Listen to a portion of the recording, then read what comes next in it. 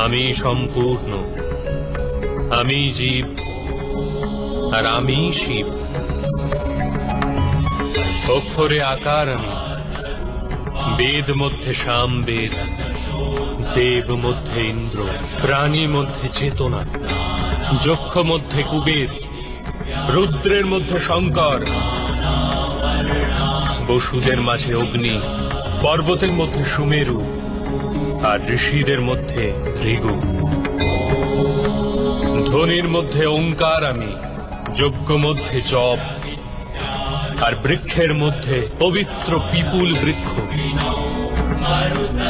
বুদ্ধিতে স্মৃতি, মেধা, ধৃতি আর ক্ষমা আমি।